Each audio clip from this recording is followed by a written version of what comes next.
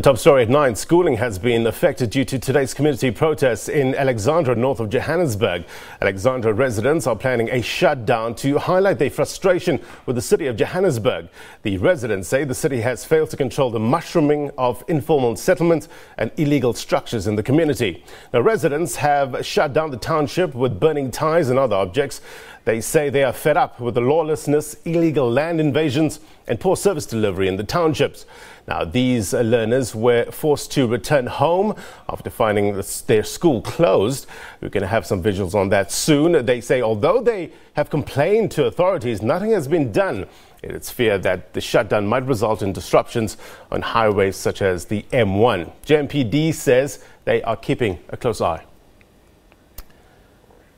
Okay, for more on the story, let's cross now live to a reporter via the telephone, Mangoba Mqunu, who's live for us on the scene in Alexandra. Hey, Mangoba, thank you very much indeed for joining us. What are you witnessing this morning? Well, Ben, I can certainly tell you that it's a chaotic scene here on London Road in Alexandra. The street has been completely blocked off by the protesting residents. They are burning tires on the streets. As I speak to you now, Blaine, I can see billowing smoke from 3 different fires that have been started by some of the residents here.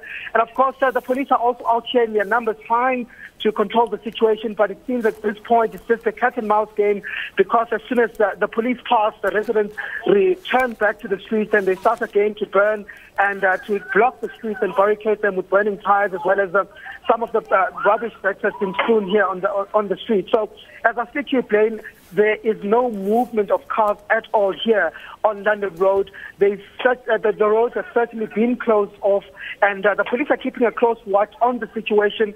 They have been firing rubber bullets from time to time at these residents, but as soon as they disappear, as I said before, Blaine, the residents simply return to the streets, and again they start to barricade the road. So it seems as if at this point this is just simply going to continue until later today. Mangoba, have you had a chance to speak to some of the residents? So what are they saying in terms of some of the reasons given for this protest? Well, the residents, I think one of the major issues that they're complaining about, Blaine, is the issue of service delivery. You'll know that this has been at the center of many protests here that we've seen in the past years. Here, the issue of service delivery, they're saying that the City of Johannesburg is simply not delivering to the residents of Alexandra.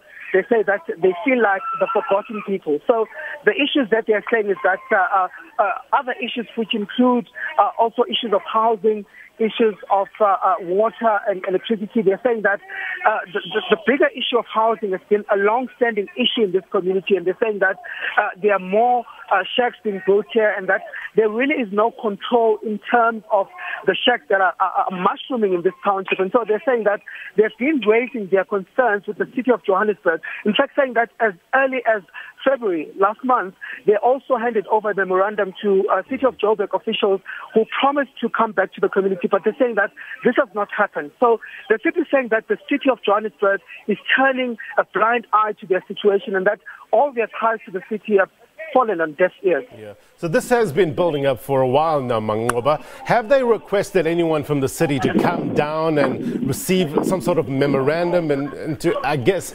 face-to-face to explain the situation and what they're going through? Well, Blaine, what I do understand is that they did hand over that memorandum, as I've alluded before, last month to the city officials. But of course today, this is just a protest that was planned by some of the organizers who are saying that because their cries are not being listened to, so now the only way forward is to take to the streets. And they are saying that they are simply tired of waiting for officials to come to them. So they're saying this time around they're going to protest, and they're hoping that somebody from the city is going to come and address their demands. Of course, if that doesn't happen, they're saying that this protest or this shutdown that you're seeing today is going to continue. So residents are adamant that they're going to continue their protest, and they're saying that they want the city to actually give them an answer as to what is happening. And of course, they are saying that this is going to continue. Mangoba, I know you touched on this earlier on, but just remind our viewers in terms of the roads that have been affected due to this protest. Well, Blaine, I can certainly tell you that many roads here in Alexandra have been affected. In fact, there's no movement of vehicles here in and around the Alexandra township. We do know as well that taxis have also been affected. So the taxis here inside the township are not traveling. So those who are hoping to go to town or to travel outside of Alexandra will have to walk to the outskirts of Alexandra in order to catch a taxi. So that also has been affected. The big routes, London Road has been affected, as well as Marlborough Road, which also has been affected. There are protesters that are gathering there. But you also do understand that there's a bit of an impact that is also being felt on the entry, as the traffic there is also being said to be backing up. So the advice really to those who are planning to use those routes is to use alternative transport routes at this point, as the situation here still remains tense.